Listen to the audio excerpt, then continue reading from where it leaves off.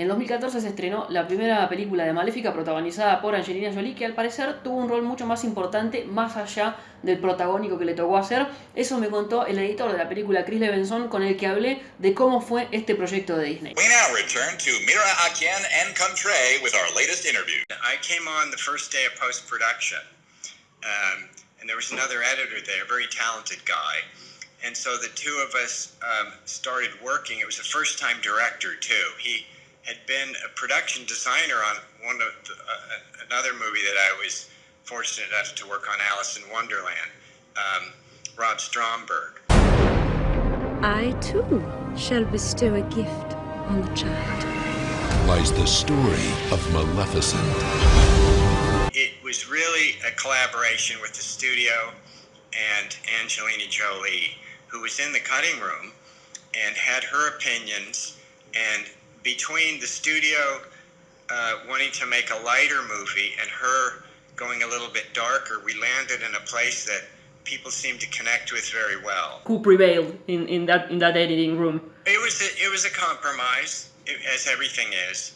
But you know, she was she's a director, so she was very much a presence, and it was her image, and she had a very strong view of what that movie should be and who she should be.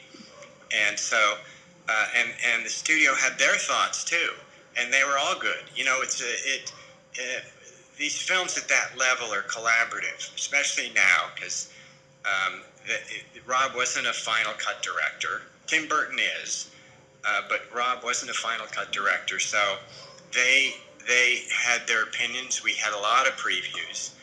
There was reshoots. There was additional photography for I think almost 3 weeks.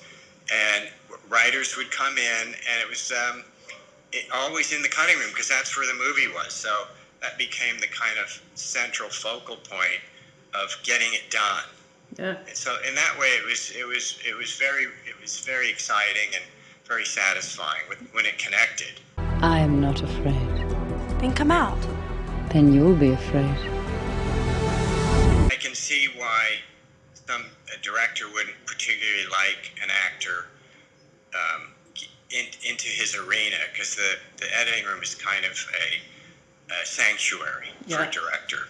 But in the case of Maleficent, Rob Stromberg was very open to that. He was busy doing visual effects because that, you know, continuing with that, and so the studio and I and Angie, and we were all in there together at times, and sometimes she would be just there and sometimes they would be there. I was over on the lot at Disney, but it landed in a great place, and it's because of all those different opinions. Without one, I don't think the movie would have been as good without one element of the voices.